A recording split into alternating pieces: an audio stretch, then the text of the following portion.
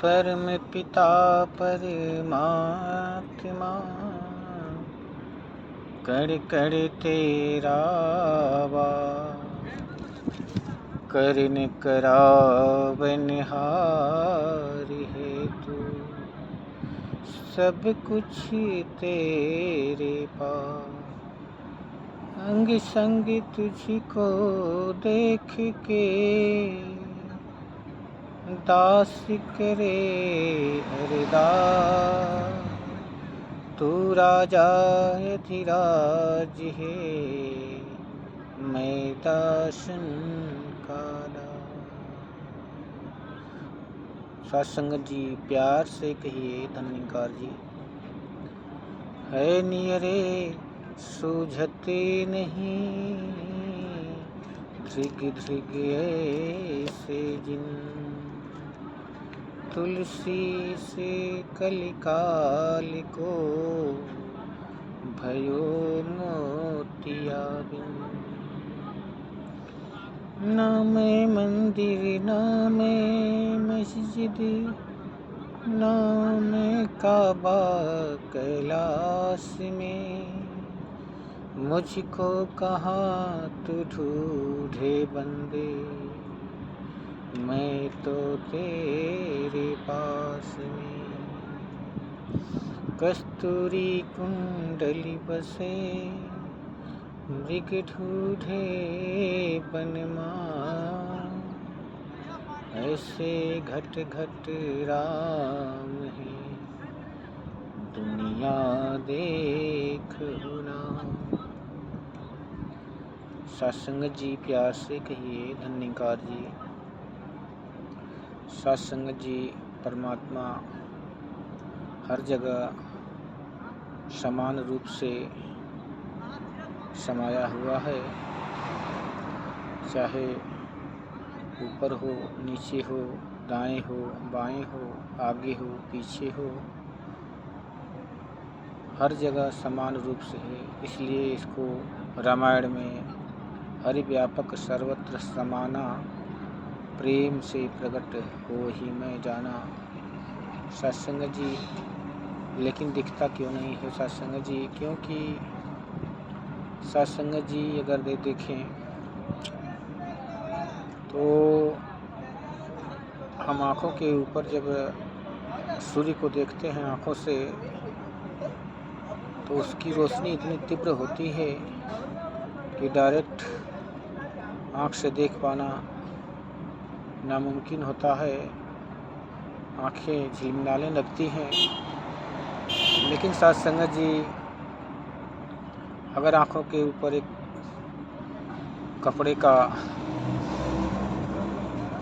पर्दा डाल दें तो थोड़ा रोशनी धीमी हो जाती है,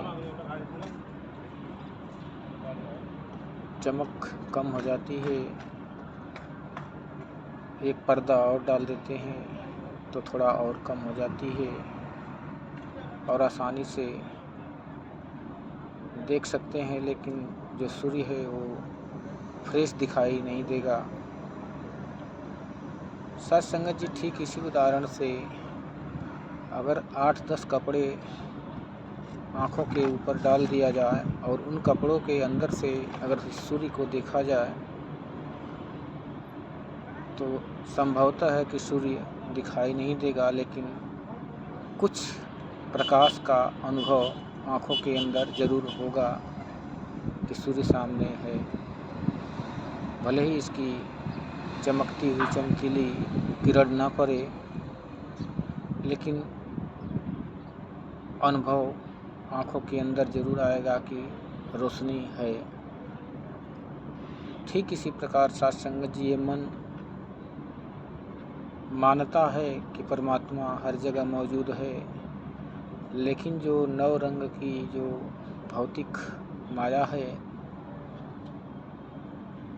इंसान इन आँखों से जो सामने दिखाई देती है एक पर्दा है अज्ञान का, जिसे इंसान भगवान मान बैठा है, परमात्मा मान बैठा है, देवता मान बैठा है, शक्ति मान बैठा है। इसी पर्दा को सतगुरु हटाता है। साथ संगत जी, वैज्ञानिक दृष्टि से देखें तो ऊपर सूरज, चाँद, सितारे हैं। इनमें से कोई मानव सूर्य को प्रधान मान लेते हैं, भगवान मान के उनको जल पुष्प अर्पित किया जाता है। सुबह सुबह बहुत से लोग जल भी अर्पित करते हैं, दास भी दिया है। जब ज्ञान नहीं था, चंद्रमा की भी पूजा होती है, पृथ्वी की भी पूजा होती है, हवाओं की भी पूजा जाता है, वायु देवता हैं, अग्नि देव हैं। हवन कुंड में सभी जितने ग्रह हैं साथ संगत जी, सभी का ब्राह्मण हवन कुंड में नाम लेकर आहुतियाँ करवाते हैं। और इंसान इन्हीं माया के चक्र में फंसकर अपना जीवन बर्बाद कर देता है। ना उस गुरु को पता होता है जो आहुति करा रहा है, ना ही करवाने वाले को पता होता है। साथ संगत जी, जैसे कोई इंसान पैसे वाला जब हो जाता है साथ संगत जी, तो अपने लिए एक सुंदर बंगला बनाता है, तो उसके अंदर तमाम उपकरण लगवाता है, एसी लगवा देता है, अलमारी बैठा देता है, फ्रिज लगा देता है, लाइट लगा देता है, पंखा लगा देता है।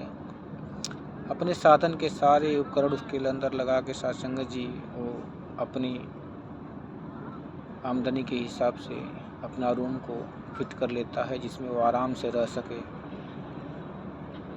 साथ संगत जी, ठीक इसी प्रकार परमात्मा ने जब इंसान को, जीव को इस पृथ्वी पर भेजने से पहले उसे मालूम था कि इसको भूख भी लगेगी, नींद भी लगेगी, हवा की भी ज़रूरत पड़ेगी, रोशनी की भी ज़रूरत पड़ेगी। साथ संगत जी, इसलिए उसने सारे साधन इस ब्रह्मांड में फिट कर दिए। परमात्मा ने सूर्य को प्रकाश के लिए, वायु देवता को हवा के लिए, पृथ्वी को सृजन के लिए, अग्नि को भोजन के लिए, पाचन के लिए। साथ संगत जी, ऐसे परमात्मा ने सारे उपकरण सिद्ध कर दिए। लेकिन साथ संगत जी,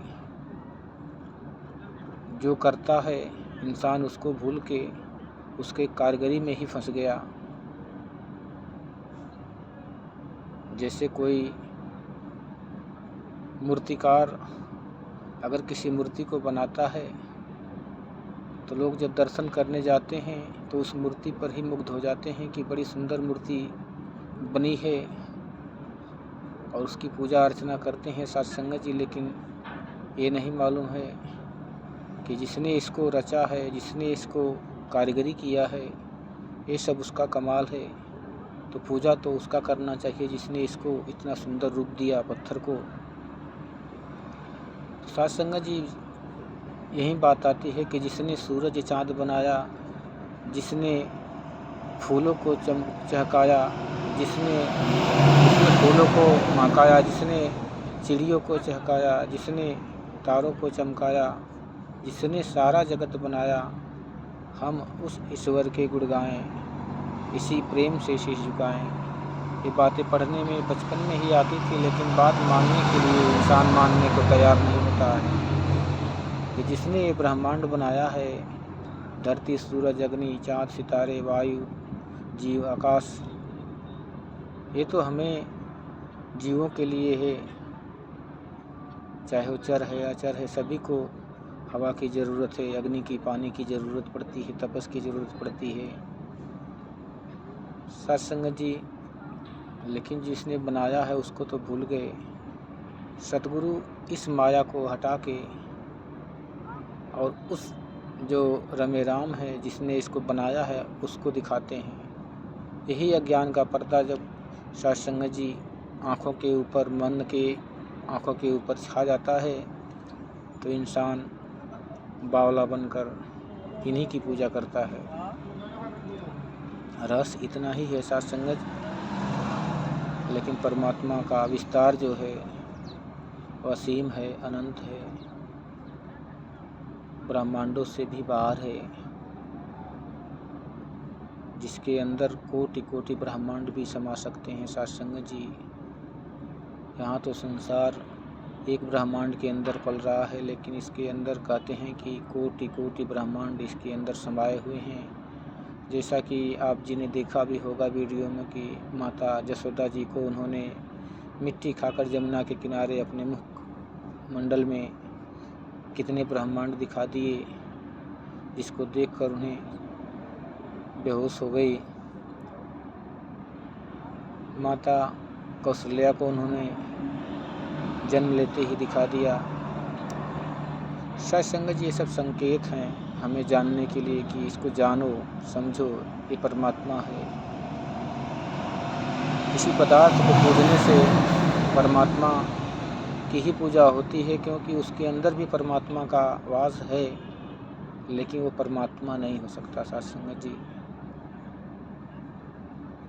जिस प्रकार किसी वृक्ष की छाया सत्संग जी अगर सूर्य ढलने लगता है तो बहुत दूर तक जाती है, तो छाया वृक्ष नहीं होती सत्संग जी। ओरिजिनल जिसकी छाया बन रही है उस वृक्ष के पास जाना पड़ता है, तब समझ में आता है कि वृक्ष कौन सा पौधा है, आम है, इमली है। ठीक इसी प्रकार सत्संग जी सद्गुरु ये सारे पर्दे अज्ञान के हटा के इस परम पिता परमात्मा से मिल करा देता है।